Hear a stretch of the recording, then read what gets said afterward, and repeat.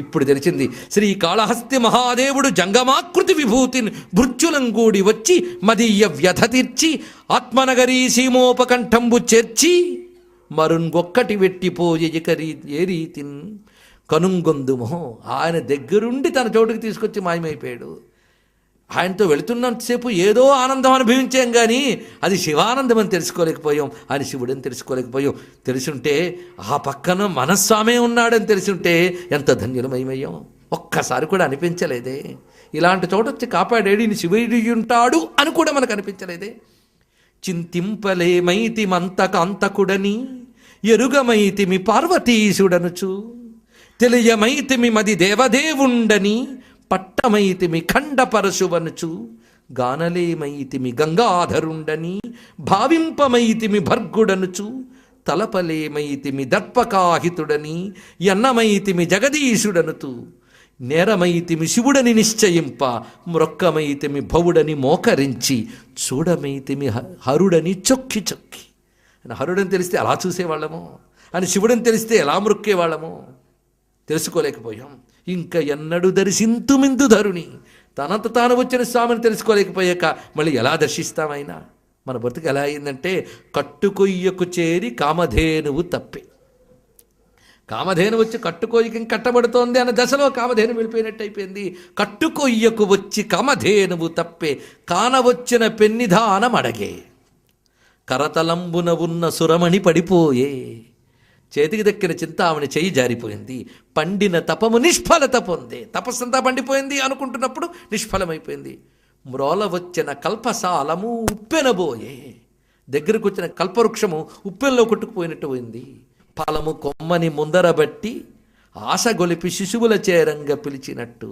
ఇది ఎలా ఉందంటే పిల్లల్ని దగ్గర పెట్టడానికి పండు అక్కడ దగ్గర పెట్టి దా దా అని పిలిచి దగ్గర రాగానే లాగేసినట్టుగా చేశాడే అని వెంటనే ఇంకోటి అనుకుంటా. కానీ ఆత్మనివాస దక్షిణ దిశా కైలాసమున్ చూపడే తానే.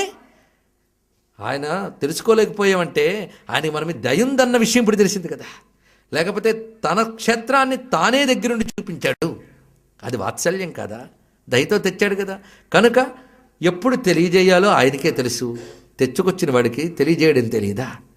ఏ ప్రేమ వల్ల ఇక్కడ తెచ్చాడో ఆ ప్రేమతో ఎప్పుడో చూపిస్తాడు. చేరాల్సిన చోటుకు చేరాం, చూడాల్సిన దేవుణ్ణి చూస్తున్నాం, కొలుచుకుందాం, ఎప్పుడు అనుగ్రహిస్తే అప్పుడే అని వెంటనే వాళ్ళు పరవశించి ఆ క్షేత్రం చుట్టూ తిరుగుతూ ఈ మూర్తి కాళహస్తి శలింగాకృతి, ఇంకా అక్కడున్న వివిధములైన శివలింగాలు చూస్తూ ఆ క్షేత్రంలో ఉన్నటువంటి సువర్ణముఖి నదిలో స్నానం చేస్తూ ఆ దుర్గాది దేవతలను ఆరాధన చేసుకుంటూ కాలం గడుపుతున్నారు. పైగా అక్కడున్న ప్రతి వారు ఎలా కనబడుతున్నారంటే శివభక్తాకృతి ఉన్నవారు ప్రమథులు. అక్కడున్న వారందరూ శివభక్తులు, వాళ్ళందరూ సాక్షాత్తు ప్రమథులే. శ్రీకాళహస్తీశుడై శివుడున్నాడు, సాక్షాత్ కాళహస్తీశ్వరుడుగా శివుడున్నాడు. ఇక ఉమ జ్ఞాన పుష్పకలికా చిహ్నంబుతో ఉన్నది, ఆవిడ జ్ఞానప్రసూనంబగా ఆ తల్లున్నది. ఇక్కడున్న చిన్న కొండ ఉన్నదే ఇది ఈశ విహారాద్రి యమాస వెండి మల. ఇది సాక్షాత్ కైలాసం. ఇంకేం కావాలి? మనం కైలాసవాసం చేస్తున్నాం. ఆ సంజాతమయ్యున్నది ఇంక విచారింపగా నేల నేడు మనకున్ కైవల్య సౌక్షంబగున్. కాళహస్తిలో ఉండడమే కైలాసవాసం, ఇంకా వేరే మరి కైవల్యం ఏమున్నది అని అక్కడ వారు నిరంతరం చేస్తున్నది ఈశ్వరారాధన. పరవశించి సువర్ణముఖరి స్నానం, శివార్చన, అమ్మవారిని పూజించుకుంటూ అక్కడ సాధన చేస్తూ ఆనంద పరవశులై ఉన్నారు. ఇక్కడ అక్షరు కాళహస్తి గిరిజాధిపు మానస వీధి నిల్పి పంచాక్షరపూత భూతి విహితాంగములం ధరించి నిరంతరం హృదయంలో శివుడినే నింపుకుంటూ శివపూజయునర్చి కర్మబంధక్షయ కారణంబులగు తద్గుణ కీర్తనముల్ పఠింపుచుని వాళ్ళ దినచర్య అంతా చక్కగా గడుస్తున్నది. పైగా వాళ్ళ దగ్గర ధనం ఉంది కనుక తోడుగా వారికి పనులు చేసి పెట్టుకోవడం కోసం ఇద్దరు నియమించుకున్నట్టు స్త్రీలని, వారి ఇంటివారు అంటే వారికి దగ్గరుండి పనులు చేసేటువంటి పరిచారికులకు ఇద్దరు నియమించుకున్నారు ధనం ఇస్తూ. వీళ్ళ సాధన చక్కగా కొనసాగుతున్నది. క్రమంగా వీళ్ళ పంట పండిపోయింది.